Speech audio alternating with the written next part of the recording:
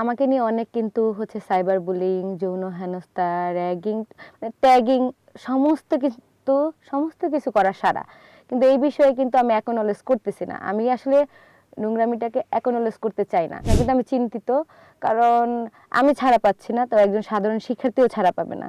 তো নারী শিক্ষার্থীদের নিরাপত্তার একটা হুমকি বাংলাদেশের রাজনৈতিক সংস্কৃতিতে সবসময় আছে। তার দলের সে হচ্ছে মানে পোস্টেড এবং দায়িত্বশীল, সেই জায়গা থেকে সে যখন কোনো মিথ্যা ছড়াচ্ছে, তখন অবশ্যই তাকে এর জবাবদিহি করতে হবে। এবং আমি প্রশাসনের কাছে চাইবো যে তারা যাতে জবাবদিহির ব্যবস্থা করেন। হাদি ভাই যে পরিবর্তনের স্বপ্ন দেখতেন, সেটা তো আসলে একদিনের স্বপ্ন না। উনি কোনোদিন এমপি হওয়ার জন্য চিন্তা করেন নাই। উনি বলেছেন যে আমার যদি অল্প কিছুদিন বাঁচার মাধ্যমে যদি 50 বছরের একটা ইম্প্যাক্ট তৈরি হয়, তাহলে আসলে সেটাই তো জীবন। ওনার জুলাই জজবা দেখার পর এবং স্বাধীনতাকে শুধু অর্জন করলেই তো হয় না, সেটাকে রক্ষা করতে হবে। এবং রক্ষা করার জন্য ওনার যে প্রয়াস এবং কর্মপ্রচেষ্টা এবং কি কি উনি করতে চান, ওনার রুটম্যাপগুলো এত স্পষ্ট ছিল এবং উনি জানতেন উনি কি করবেন, উনি দেশের জন্য কি করতে চান। উনি কোনো কনফিউজড পার্সন ছিলেন না। তো ওনার এই কোয়ালিটিগুলো আমাকে তখন মুগ্ধ করে। আমি যখন মনে করি আমি একজন প্রতিনিধি, তখন আমি আমার সমস্যাগুলোকে মুখ্য হিসেবে দেখতে পারি না। আসসালামু আলাইকুম। নয়া দিগন্তের বিশেষ আয়োজন স্পেশাল টক অনুষ্ঠানে আপনাদের স্বাগত জানাচ্ছি। আমি মোস্তাফিজুর রহমান। আজকের অনুষ্ঠানে আমরা এমন একজন ব্যক্তিকে আমন্ত্রণ জানিয়েছি, যিনি জগন্নাথ বিশ্ববিদ্যালয় কেন্দ্রীয় ছাত্র সংসদ নির্বাচন বা যকসু নির্বাচনে নারায়ে তাকবীর স্লোগানের মাধ্যমে পরিচিতি পেয়েছেন। বিভিন্ন সামাজিক মাধ্যমে তার নাম ছড়িয়ে পড়েছিল। শান্তা আক্তার, সদ্য শেষ হওয়া যকসু নির্বাচনে যিনি সদস্য পদে নির্বাচিত হয়েছেন। শান্তা আক্তার, আপনাকে স্বাগত জানাচ্ছি আমাদের আজকের বিশেষ অনুষ্ঠানে। জি, ধন্যবাদ। আপনি এখনো টিউশনি করছেন? জি। আসলে পড়ালেখার জন্য কি টিউশনিটা অপরিহার্য, না কি কেন আপনি করছেন, না শখের বশে আপনি করছেন টিউশনিটা? টিউশনি হচ্ছে আর্থিক সচ্ছলতার জন্য। তো আমি হচ্ছে আত্মনির্ভরশীলতার যে বিষয়টা, সেটাকে গুরুত্ব দেই। আর পড়াশোনার পাশাপাশি আমি অনেক আগে থেকে, আজকে নতুন না, অনেক আগে থেকেই টিউশনি করাচ্ছি, এবং যাতে আমার দৈনন্দিন যে খরচগুলো আছে সেগুলো খুব ভালোভাবে চলে যায় আর কি। জয়লাভের জন্য আপনাকে অনেক কাঠখড় পোড়াতে হয়েছে। তো ছাত্রদের জন্য বা শিক্ষার্থীদের জন্য কোন কাজকে আপনি এখন সর্বোচ্চ অগ্রাধিকার দিতে চান? দেখুন, জগন্নাথ বিশ্ববিদ্যালয় হচ্ছে এমন একটি বিশ্ববিদ্যালয়, এটি অন্যান্য বিশ্ববিদ্যালয় থেকে কিন্তু অনেক আলাদা। শুধু পরিচিতি, সংগ্রামের ইতিহাস বা আমাদের যেই পরিচিতি আলাদা করে, সেটির কারণে নয়, নানা কারণে। সেটি হচ্ছে জগন্নাথ বিশ্ববিদ্যালয় কলেজ থেকে কিন্তু হচ্ছে বিশ্ববিদ্যালয়ে পরিণত হয়েছে, আপনারা জানেন।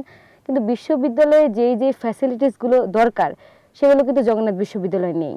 এবং একজন শিক্ষার্থী যে পড়াশোনা করবে, লাইব্রেরিতে তার জন্য একটা সিটও বরাদ্দ নাই।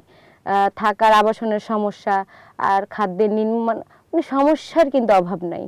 তো আমার ইচ্ছা, মানে একজন শিক্ষার্থী যে পড়াশোনা করতে চায়, পড়াশোনার জন্য বিশ্ববিদ্যালয়ে এসেছে, সে যাতে নিরাপদ বোধ করে এবং পড়াশোনা করার জন্য যে সার্বিক পরিস্থিতি গড়ে তোলা দরকার, এবং তার জন্য এখন একদিনে কিন্তু পুরো পরিস্থিতি পরিবর্তন করা সম্ভব নয়। আমি চেষ্টা করব এই পরিস্থিতিগুলো শিথিল করতে, এবং শিক্ষার্থীদের যে সমস্যাগুলো আছে, ছোট ছোট ছোট সমস্যাগুলো সমাধান করে করে যাতে বড় সমস্যা সমাধান করে শিক্ষার্থীদের পড়ার পরিবেশ আরো নিরাপদ, আরো সুন্দর করতে পারি, এটাই বর্তমানের আমার আকাঙ্ক্ষা।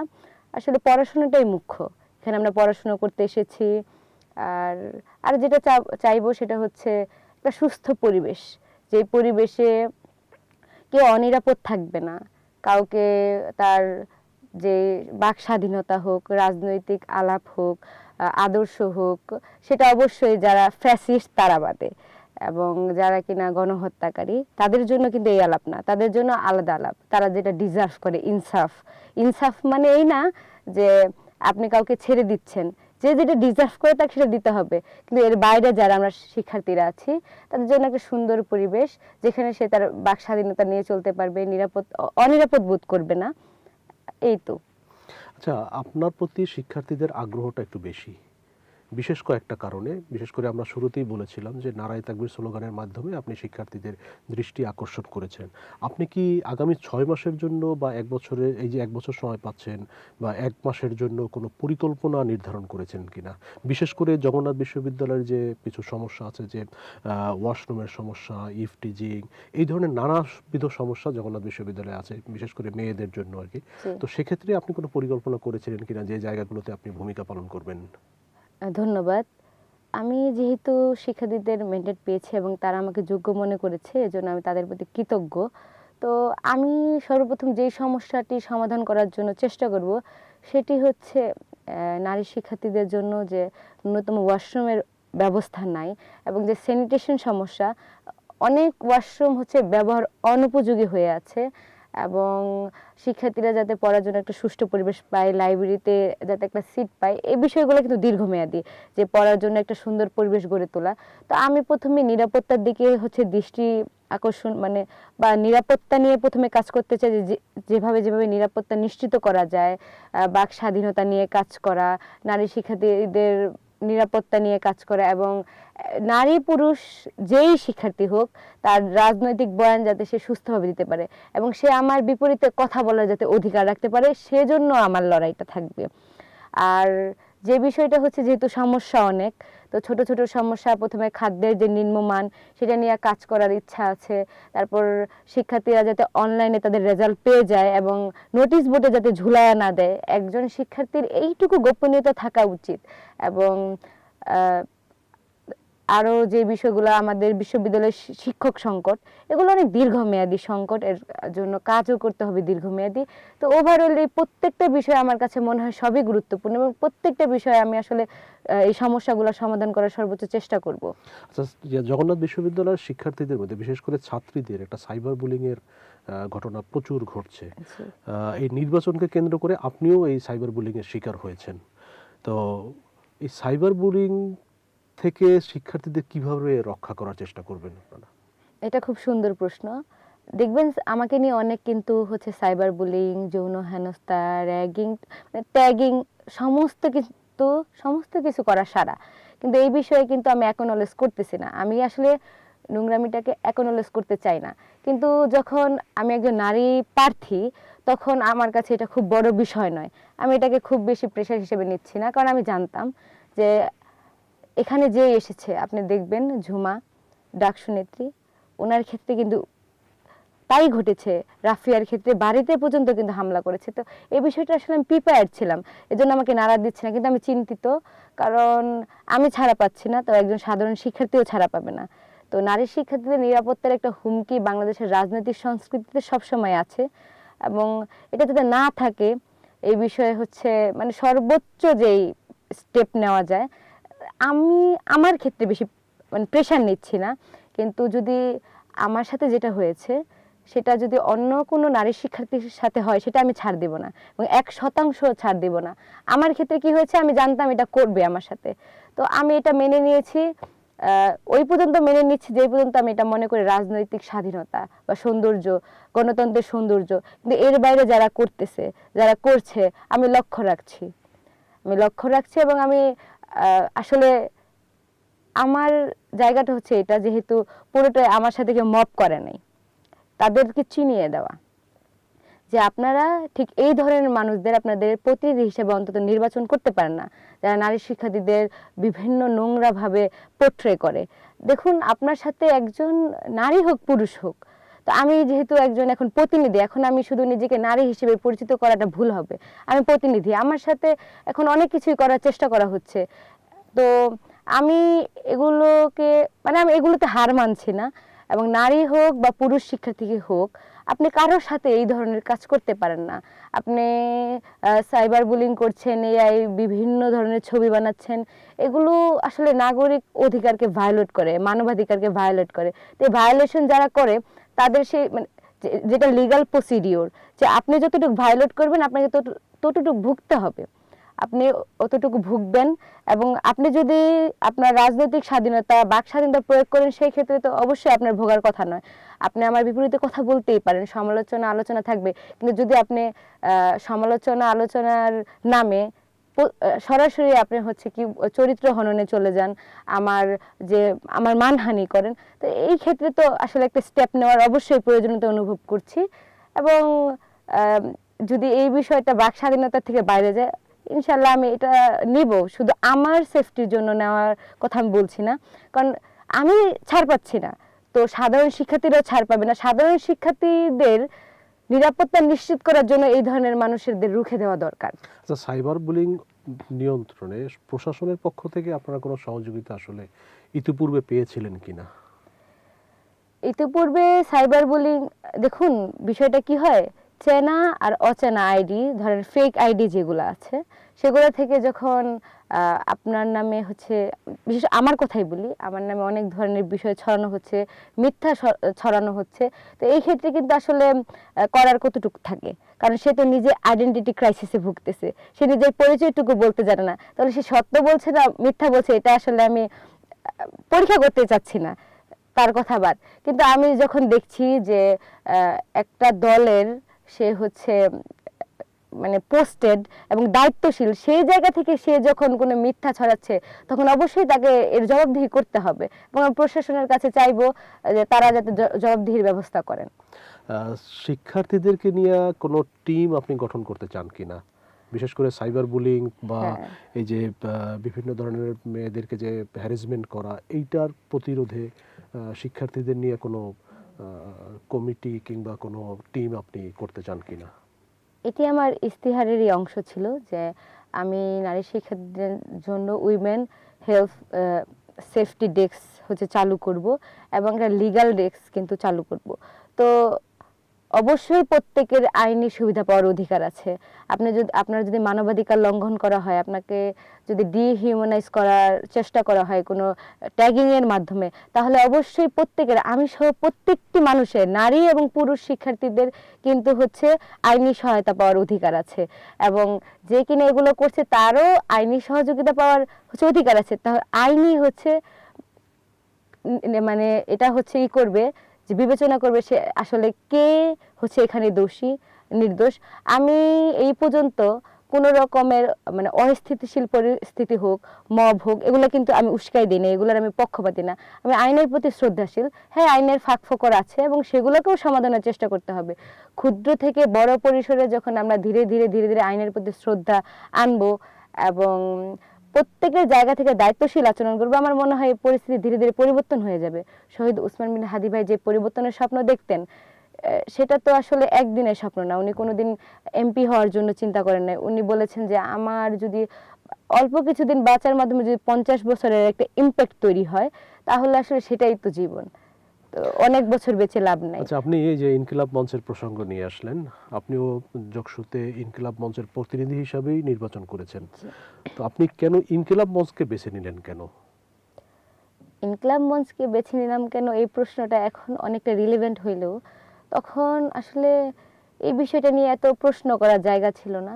যখন জুলাই সংগঠিত হলো এবং প্রত্যেকের মধ্যেই কিন্তু তখন জুলাই জজবায় একদম সবাই একদম পরিপূর্ণ, ওই সময়টা সবাই বিপ্লবী ছিল। তো আমার এক ক্লাসমেট ছিল জুনাইদ মাসুদ, মানে আমরা একসাথে এখনো পড়াশোনা করছি। তো ওর সাথে আমার সবসময় জুলাই নিয়ে এইসব নিয়ে কথাবার্তা হতো, আলাপ আলোচনা হতো। তো ও হচ্ছে শহীদ ওসমান বিন হাদি ভাইয়ের সাথে আমাকে পরিচয় করায়, এবং ওনার সাথে পরিচিত হওয়ার পর, ওনার জুলাই জজবা দেখার পর, এবং স্বাধীনতাকে শুধু অর্জন করলেই তো হয় না, সেটাকে রক্ষা করতে হবে। এবং রক্ষা করার জন্য ওনার যে প্রয়াস এবং কর্মপ্রচেষ্টা এবং কি কি উনি করতে চান, ওনার রুটম্যাপগুলো এত স্পষ্ট ছিল, এবং উনি জানতেন উনি কি করবেন, উনি দেশের জন্য কি করতে চান, উনি কোনো কনফিউজড পার্সন ছিলেন না। তো ওনার এই কোয়ালিটিগুলো আমাকে তখন মুগ্ধ করে। তখন আমি আসলে শহীদ ওসমান বিন হাদি ভাইকে অনেক জানতাম এমন না, আমি খুব অল্প পরিসরে জানতাম। এবং ওনার যে দেশের প্রতি ভালোবাসা, এটা আসলে মুগ্ধ করেছিল। শুধু দেশের প্রতি ভালোবাসা না, উনি কিন্তু গঠনমূলক একটি পরিকল্পনাও করেছিলেন কিভাবে কিভাবে উনি কাজ করতে চায়। এই যে আমরা অনেক সময় আমাদের অনেক দেশপ্রেম থাকে, কিন্তু আমরা জানি না আমরা কিভাবে সেই দেশপ্রেমকে কাজে লাগাবো। শহীদ ওসমান বিন হাদি ভাই বলতেন যে একজন তাকে বলছে যে দেশের জন্য আমি মরে যাবো ভাই, আমারে খালি বলেন। তো তখন ভাই নাকি বলেছেন যে আপনার মরতে হবে না, আপনাকে একটা ফটোগ্রাফির কোর্সে ভর্তি করাই দিই, এটা শিখেন, তো এটা কাজে দিবে এবং এই দক্ষতাকে আপনি দেশপ্রেমের মানে যেভাবে কাজের পুরো রুট ম্যাপটা দিয়েছেন, তখন তিনি রাজি হন নাই। তো এই একটা অবস্থা, ওনার যে এই কোয়ালিটিটা, যে উনি কি করবেন দেশে, উনি দেশকে ভালোবাসেন, দেশের জন্য কি করবেন এটা উনি জানতেন। তো এই জন্য আসলে তারপরে কিছু সময় গেছে খুব কঠিন, তো আমার সাথে অনেক কিছু ঘটেছে। তো আমি আসলে আমি যখন মনে করি আমি একজন প্রতিনিধি, তখন আমি আমার সমস্যাগুলোকে মুখ্য হিসেবে দেখতে পারি না। তো এইসব বিষয় নিয়ে আমি খুব একটা আলোচনা করি না। কিন্তু একটা সময় অনেকেই এভাবে আমাদের মধ্যে যে অনেক সমস্যা হচ্ছে, নানা প্রেশার, ভাই চলে যাব চলে যাব। তো ভাই তো খুব ভয় পায় যেত, অনেকে সিরিয়াসলি বলতো, অনেকে এমনিই বলতো। কিন্তু আসলে দিন শেষে উসমান ভাইয়ের মতন মানুষরা জানার পর তার থেকে দূরে সরা আসলে সম্ভব না। আচ্ছা, আপনি বলছেন যে ওসমান হাদি, শহীদ ওসমান হাদির অনেক পরিকল্পনা ছিল এবং দেশকে নিয়ে তার অনেক স্বপ্ন ছিল। এখন জীবিত ওসমান হাদি আর শহীদ ওসমান হাদি দুইজনকে আপনি কিভাবে মূল্যায়ন করবেন? জীবিত উসমান হাদি তো দেশপ্রেমিক ছিলেন, এতে তো কারো কোনো সন্দেহ থাকার কথা না। আর ওনার যে রাজনৈতিক আলাপ, এটা শুধু আমার কাছে না, বাংলাদেশের প্রত্যেকটা মানুষের কাছে কিন্তু স্পষ্ট। উনি শুধু চাইতেন পরিবর্তন, যে পরিবর্তনে উনি হচ্ছে তদবির বাণিজ্য নিয়েও বলছিলেন যে অনেক গ্রামগঞ্জে মনে করে যে এই ছেলে তো ভালো, এটা তো ভোট দিলে এত তদবির বাণিজ্য করতে পারবে না, আমার জন্য রেকমেন্ডেশন করতে পারবে না, তো আসলে লাভটা কি।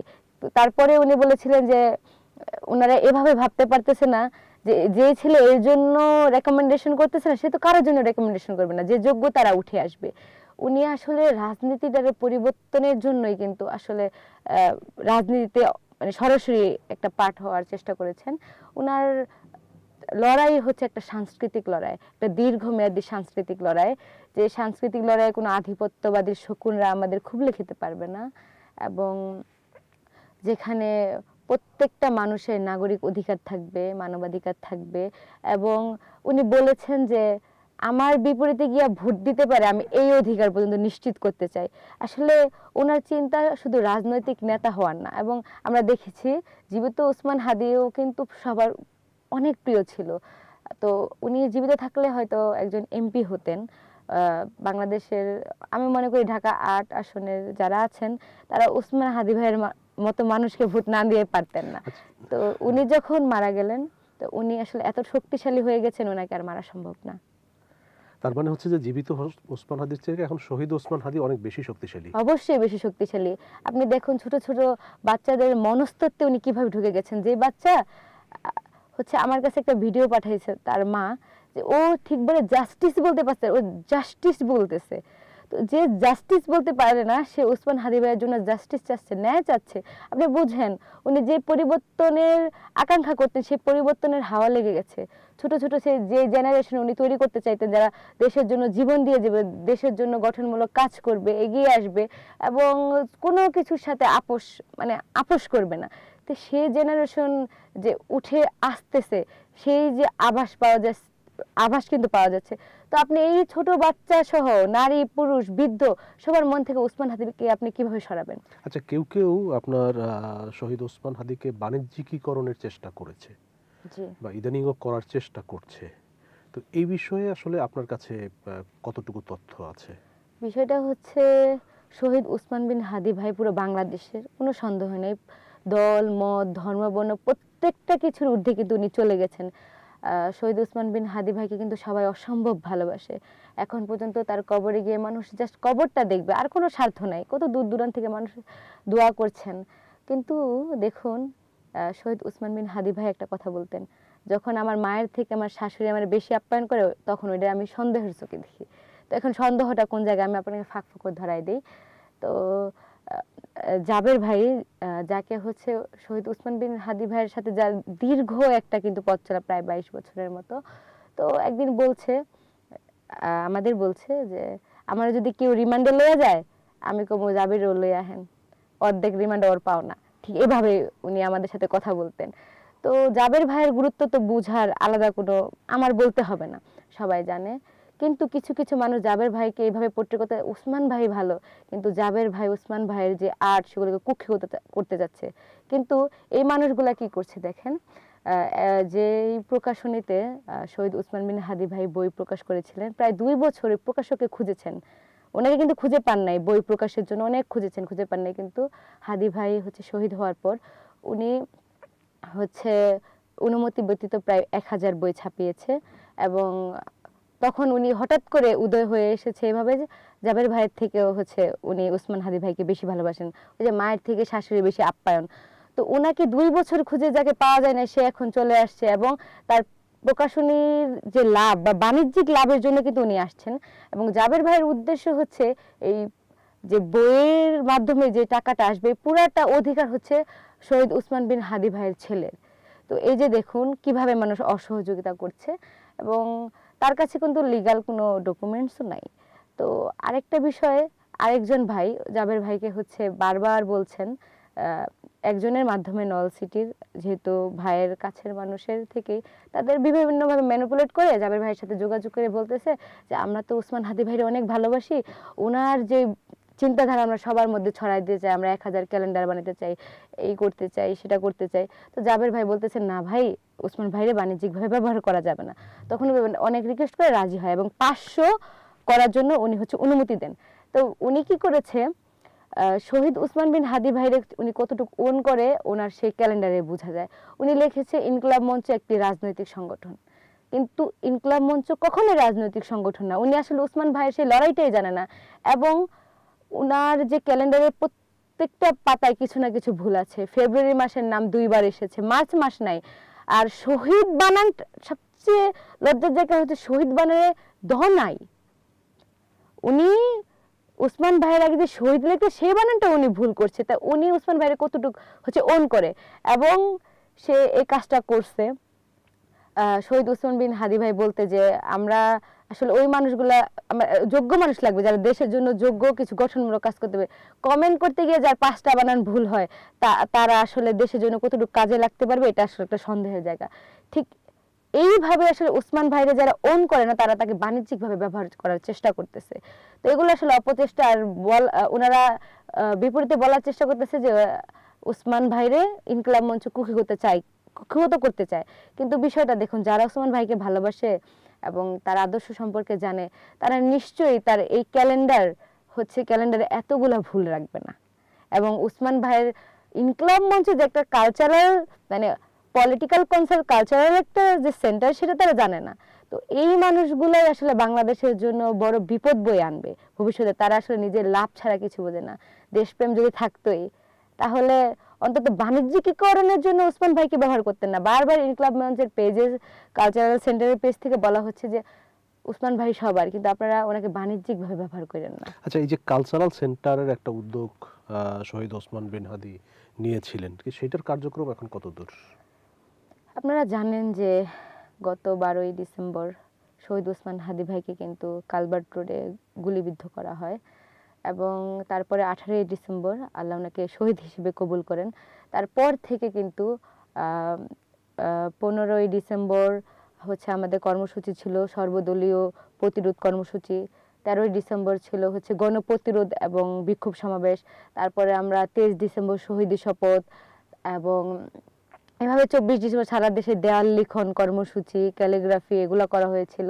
এবং লাস্ট 27 ডিসেম্বর থেকে কিন্তু আমরা অবস্থান কর্মসূচি পালন করেছিলাম, এবং সেটা কিন্তু বেশ দীর্ঘ একটা সময় আমরা চালিয়ে গিয়েছি। এবং সরকার কিন্তু আসলে শহীদ ওসমান বিন হাদি ভাইয়ের যে হত্যার সুষ্ঠু যে কি বলে ইনভেস্টিগেশন কিন্তু করেন নাই বলে আমরা মনে করি। নাহলে এতদিনে তো ওই খুনি চক্রকে ধরার কথা, যে ফান্ডিং করছে, আশ্রয় দিছে, ওনারা কিভাবে বলতে চেষ্টা করছে যে এই হচ্ছে নির্দেশ দিচ্ছে, কিন্তু তাকে কে টাকা দিল, এর আগে কে আছে, পিছে ওনারা কিছু বলতেছে না। তো এই যে একটা মানসিক ট্রমা, আমরা যে ওসমান ভাই নাই এটাই এখনো কিন্তু অনুভব করা আমাদের জন্য কষ্টের। তো সেই জায়গা থেকে সাংগঠনিক কাজকর্ম চালায় যাওয়ার একটা প্রেশার ছিল। তো এখন জাবের ভাই চেষ্টা করছেন যে যাতে কালচারাল সেন্টারের কাজগুলো ওসমান ভাই ঠিক যেভাবে করতেন সেই কাজগুলো যাতে সেভাবে পরিচালিত করা হয়, এবং নানামুখী উদ্যোগও গ্রহণ করছে। এবং আপনারা জানেন যে কালচারাল সেন্টারে যেই কাজগুলো ওসমান ভাই করতেন, যেমন কালচারাল গান গান কিন্তু আমাদের সংস্কৃতির একটা অংশ। তারপরে সেখানে এখন সেন্টার কিন্তু খোলা আছে, এবং সেখানে গিয়ে মানুষ পড়াশোনা করতে পারে। এবং আমাদের দৈনন্দিন জীবনের সাথে যেই জিনিসগুলো খুব কানেক্টেড, সেই জিনিসগুলোও কিন্তু সেখানে আছে। এবং ওসমান ভাইয়ের যে বই, সেই বইটাও কিন্তু ছাপে সেখানে রাখার একটা ব্যবস্থা করা হচ্ছে। তো এই সাংগঠনিক কাজকর্মগুলো কিন্তু জাবের ভাইকেই সামলাতে হচ্ছে। তো এই পরিস্থিতিতে আসলে যারা ওসমান ভাইকে বাণিজ্যিকভাবে ব্যবহার করার চেষ্টা করতেছে, এবং ওসমান ভাইয়ের যে বই, সেটার অর্থ তো আসলে তার ছেলেরই প্রাপ্য, কিন্তু তারা কিন্তু বিষয়টা বুঝতেছে না, জাবের ভাইকে অসহযোগিতা করছে। তারপরেও আলহামদুলিল্লাহ আমাদের কালচারাল সেন্টারের কাজ আচ্ছা, আপনি চলমান আছে। নারায়ে তাকবীর স্লোগানের মাধ্যমে মূলত শিক্ষার্থীদের মধ্যে একটা পরিচিতি পেয়েছেন। তো এটা কি আসলে মানে তাৎক্ষণিকভাবে মানে উঠে আসছে এই স্লোগানটা, নাকি মন থেকে বা আগের থেকে পরিকল্পিত ছিল কিনা? দেখুন, নারায়ে তাকবীর আল্লাহু আকবার স্লোগানটি সার্বজনীন একটি স্লোগান। এটি ইনসাফের স্লোগান। যেখানে অন্যায় বৈষম্য দেখতেন, শহীদ ওসমান বিন হাদি ভাইও কিন্তু সেখানে নারায়ে তাকবীর স্লোগানই দিতেন। তো আপনারা আরেকটা বিষয় খেয়াল করবেন, শহীদ ওসমান বিন হাদি ভাই জীবিত থাকাকালীন এবং উনি শহীদ হিসেবে কবুল হওয়ার পরও আমাদের আমরা যে সংগ্রাম করছি রাজপথে, সেখানে প্রথম কথাটা থেকে নারায়ে তাকবীর আল্লাহু আকবার এই স্লোগান দিয়ে কিন্তু আমাদের কার্যক্রম কর্মসূচি শুরু হয় এবং শেষ হয় নারায়ে তাকবীর আল্লাহু আকবার এই কর্মসূচি দিয়ে। এবং আমি নিজেও, আমি যতবার স্লোগান দিয়ে আপনি খেয়াল করবেন, যে কোনো জায়গায় প্রথমে নারায়ে তাকবীর আল্লাহু আকবার স্লোগানটা দিয়েই শুরু এখন করি। আপনার এই স্লোগানের যে শক্তিটা, এটা কি আসলে মুখ থেকে আসে না ভেতর থেকে আসে? এই স্লোগানের শক্তি, এটা আসলে এই স্লোগানটা দিতে অনেক শক্তি লাগে, মানসিক শক্তি লাগে। এই স্লোগানটা দেওয়ার আগ মুহূর্তে আমি খুব মানসিকভাবে দুর্বল হয়ে গিয়েছিলাম। তো এই স্লোগানটা দেওয়ার পরেই যেন আবারও বিপ্লবী হয়ে উঠলাম। এই স্লোগানের মধ্যে একটা আলাদা শক্তি আছে, আল্লাহ রাব্বুল আলামিনের যে মাহাত্ম্য এই স্লোগান বয়ান করে। তার মধ্যে স্বাভাবিকভাবে একটা বিপ্লব থাকবে, সৌন্দর্য থাকবে। তো এই বিপ্লব যদি কারো অন্তরকে ছুঁতে না পারে, এটা তার ব্যর্থতা। আচ্ছা, আপনি একটু অন্যদিকে চলে যাই, আপনি মনে হয় একটু আবেগী হয়ে যাচ্ছেন আর কি। সমস্যা তো নেই। আহ, আপনি ছাত্র রাজনীতির সাথে কখনো সম্পৃক্ত ছিলেন না। ইনকিলাব মঞ্চের সাথে আছেন, কিন্তু ছাত্র রাজনীতির একটা কর্মকাণ্ডের সাথে আপনি সরাসরি সম্পৃক্ত হয়ে গিয়েছেন। জি। তো যদি জিজ্ঞাসা করি আপনাকে যে আগামী নির্বাচন বা এই যে 12ই ফেব্রুয়ারি, জাস্ট এখনো মাত্র 1 মাসের মতো সময় আছে, তো এই নির্বাচনে যকসু নির্বাচন সহ ছাত্র সংসদগুলোর যে নির্বাচন হলো, এটা কোনো প্রভাব ফেলতে পারে কিনা? প্রভাব ফেলতে পারে, কারণ হচ্ছে দেখুন, বিভিন্ন যে শিক্ষার্থী সংসদ যে নির্বাচনগুলো হলো, আপনারা দেখলেন যে শিবির সমর্থিত প্যানেল বা শিবিরের যে শিক্ষার্থী যারা নেতৃত্ব স্থানীয় আছে, তারা কিন্তু উঠে এসেছেন। এর বাইরেও স্বতন্ত্র থেকে উঠে এসেছেন, ছাত্র দল থেকেও উঠে এসেছেন, সংখ্যায় কম হলেও কিন্তু উঠে এসেছেন। তো এখানের মাধ্যমে যে একটা যোগ্য নেতৃত্ব উঠে আসছে, আবার এই শিক্ষার্থী সংসদ নির্বাচনের মাধ্যমে অনেক মেসেজ সাধারণ মানুষের কাছে গেছে যে আসলে রাজনীতিটা কেমন হওয়া উচিত, রাজনৈতিক সৌন্দর্য কি, গণতন্ত্র কি, এবং আপনি যে প্রার্থীকে বেছে নেবেন, যাকে নির্বাচন করবেন, তাকে কেন নির্বাচন করবেন। কারণ বিশ্ববিদ্যালয়ের শিক্ষার্থী যারা আছে তারা কিন্তু সচেতন, তারা জিজ্ঞাসা করে আপনাকে কেন নির্বাচিত করব। এবং যারা প্রার্থী আছে তারাও কিন্তু গঠনমূলকভাবে বলেছে আমাকে কেন আপনার নির্বাচিত করা উচিত, এবং সেই ভিত্তিতেই কিন্তু তারা ভোট দিয়েছে। তো এই মেসেজটি সাধারণ মানুষের কাছে পৌঁছায় গেছে যে কোনো আমি যাকে নির্বাচিত করব অবশ্যই তার এই এই যোগ্যতাগুলো থাকা দরকার। এবং আমার মনে হয় এটা নির্বাচনে একটা প্রভাব ফেলবে। আর আরও যদি গভীরভাবে বলি, তো এই যে যারা নির্বাচিত হয়ে উঠে আসলেন, তারা কিন্তু তাদের যোগ্যতা থাকাকালীন এবং তাদের চারিত্রিক বৈশিষ্ট্য সম্পর্কে কিন্তু শিক্ষার্থীরা জ্ঞান রাখেন এবং তাদের নেতৃত্ব গুণ রয়েছে। এই নেতৃত্ব গুণ যদি সামনে ধীরে ধীরে তারা যদি ছাত্র রাজনীতির ইতিবাচকভাবে ধরে রাখে, আমার মনে হয় যে বাংলাদেশের মানুষও তাদের ইতিবাচকভাবে গ্রহণ করবে।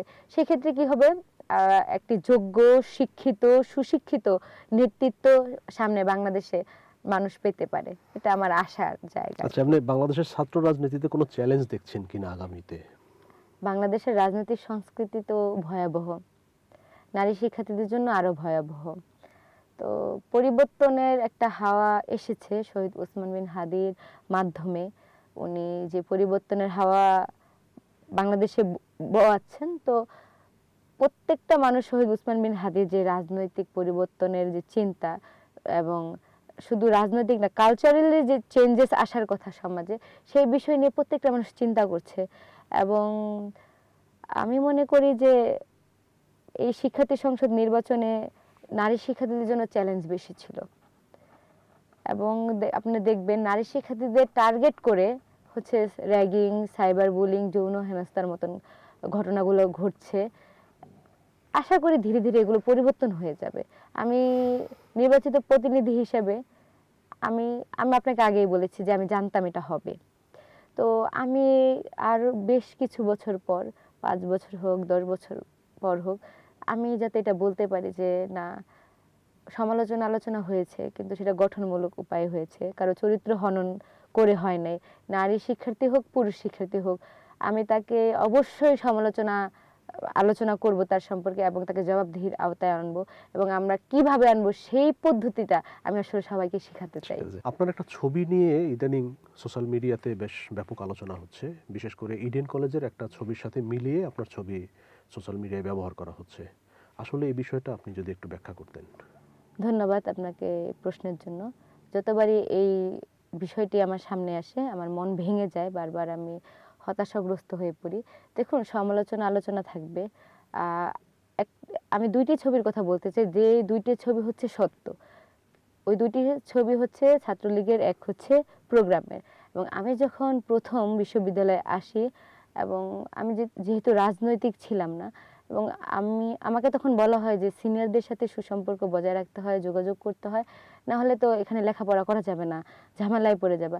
ঠিক যোগাযোগ করার কারণে যে ঝামেলাটায় পড়েছিলাম, যে আমাকে 2-3টি প্রোগ্রামে সেখানে উপস্থিত থাকতে বাধ্য করা হয় এবং তারপরে অনেকবার চেষ্টা করেও কিন্তু আমাকে তাদের প্রোগ্রামে নিতে পারে নাই। তাদের কেন্দ্রীয় কোনো প্রোগ্রামে কিন্তু আমি যাইনি।